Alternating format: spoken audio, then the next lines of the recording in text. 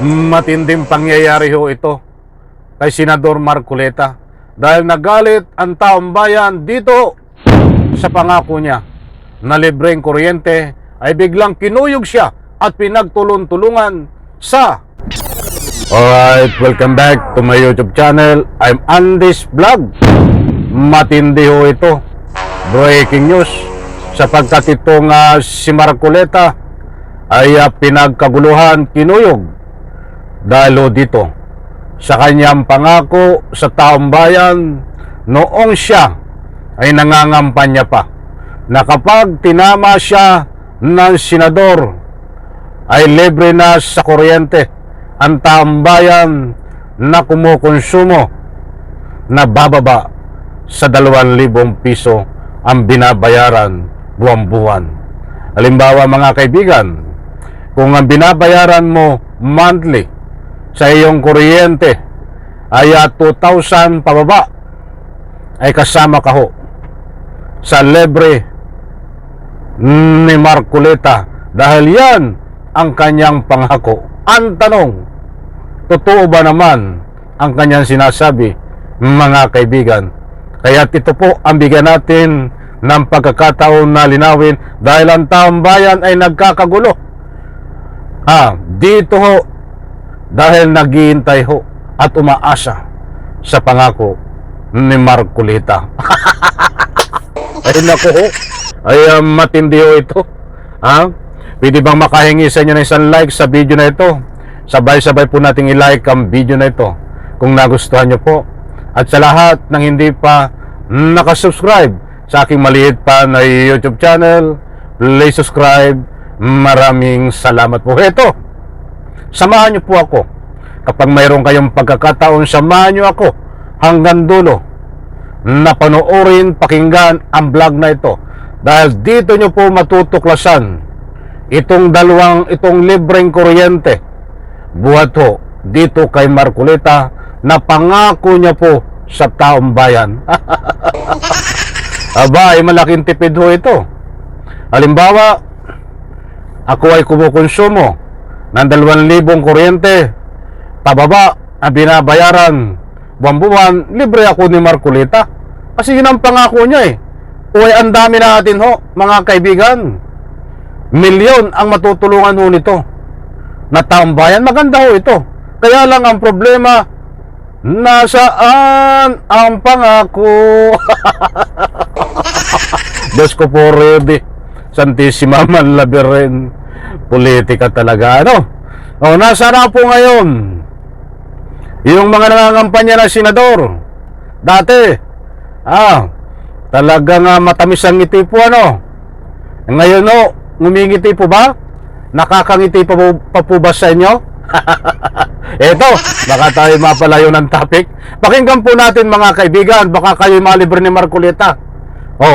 Sa inyong kuryente. Ito ibabagi ko po sa inyo ang pangako ni Marcoleta. Shout out po sa lahat. Kumusta po kayo? Sandali lang ho. Ito, at ating ipi-play. Yun pong kumukonsumo ng kuryente 2,000 isang buwan pababa. Pwede na po nating ilibre yun. Alam niyo po kung bakit? Kapag ginawa natin yung 2,000 pesos worth of electricity consumed in 1 month pababa, ang maseservisyohan natin no less than 27 million Filipinos. Pare-pareho ang biyaya. Walang korupsyon sapagkat diretso sa inyo. Maliwanag mga kaibigan. Maliwanag yung pangako po sa atin ni Marcoleta nung kampanya na malilibre po ang kuryente nyo doon sa mga nabanggit niya na halaga kapag tinama siya mga kaibigan. Sandali ho, mayroon pa akong ibabahagi sa inyo dahil mayroon na pong naniningil kay Marcoleta. Mga mahal kong taga-subaybay, kauupo pa lang ho kahapon, dahil kahapon ito pinroklama ay mayroon na pong naniningil kay Marcoleta. Napakarami hong naniningil na. Ito muna, ibigyan ko kayo ng katunayan na mayroong naniningil po sa kanya dito sa libreng kuryente. Ito ho, pakinggan pong mabuti. Importanteng mahalaga ho ito na malaman nyo. Oh. Eto ho. Ano po yun? Ma'am, bali sa Meralco po, ito po yung bills niyo for this month, ma'am. And kailangan niyo na pong magbayad para, ma'am, para ano po, iwas putol po tayo, ma'am. Kuya, wala pa naman po palang 2K to eh. Ano? Wala pang 2K. Opo, Sa inyo na po ulit. Bakit, ma'am? Sabi kasi ni Marcoleta, pag walang 2K, libre na daw. Ay, hindi ko namin inanin, ma'am, kasi sa Meralco ko Hindi. Sige mo yan kay Marcoleta. Ha? Sige na. Ay, sige, ma'am. Kamatayan man tayo, di ko babayaran yan. Doon po kumukonsumo ng kuryente 2,000 isang buwan pababa. Pwede na po natin ilibre yun. May naniningil agad kay Marcoleta. Talagang mga kaibigan. Mga mahal kong taga-subaybay in fairness naman. Abangan po natin ito, mga mahal kong taga-subaybay, dahil ito ang pangako ni Senador Marcoleta ngayon. Dahil kaupo pa lang naman, isang araw pa lang, tingnan po natin sa mga darating na araw, linggo, buwan, taon, o kahit abutin ng taon, kung hindi pa tutuparin natin, kung hindi pa niya tutuparin ho ito, ay nandito ho ang ating YouTube channel para kalampagin ho yan at bigyan ng paalaala, mga kaibigan.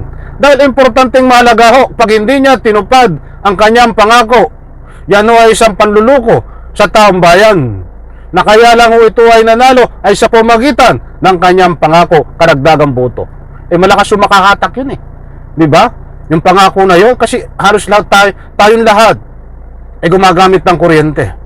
Mahalaga po sa atin ang ika nga po pababa na 2,000. Malaking tipid ho yun kung babayaran ni Marcoleta. Ay babayaran daw ho So abangan po natin ito.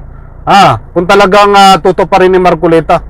In reaction po, gusto ko munang kunin ang inyong panig.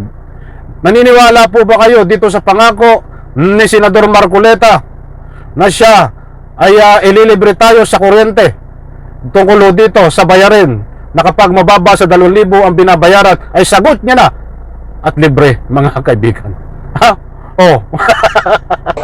Mga kaibigan, nagkakagulo sa pamagitan ng post na yan. Pinagtutulong-tulungan si Marcoleta sa pamamagitan ng public opinion komentaryo. Importanteng mahalaga yun yung public opinion At ang sabi nga kay Marcoleta ay puro isang budol daw ho at pangako lang yan, mga kaibigan, na hindi kayan to pa rin. Nasabi po nating pinagtulungan itong si Marcoleta, hindi po yung physical na away pinagtulungan mo siya sa social media sa pamamagitan ng public opinion sa mga post ng kanyang pangako na ang sabi nga at pinapaabot ng taong bayan. Tuparin mo, Marcoleta. Ang nagsasabi yung iba, hindi mo kayang tuparin yan, isang uri daw ng pambubudol di umano. Hindi ako ang may sabi. Nagbibigay lang tayo ng anumang public opinion, mga kaibigan. Alalahanin po natin, itong si Marcoleta ay siyang pumipigil para imbestigahan itong confidential funds ni Sara Duterte diyan po sa Kongreso. Maraming beses po itong nagtangka na pigilan ang investigasyon, subalit hindi po siya nagwagi. Bagkus siya ang pinatalsik doon na membro ng investigasyon. Siya din ang may sabi na walang West Philippine Sea. Naniniwala po ba kayo na walang West Philippine Sea at pawang katang-isip lamang according kay Marcoleta? Muli, mga kaibigan, bukas po ang ating comment section. Pili po kayo magbigay ng anumang public opinion. Abangan po natin ito.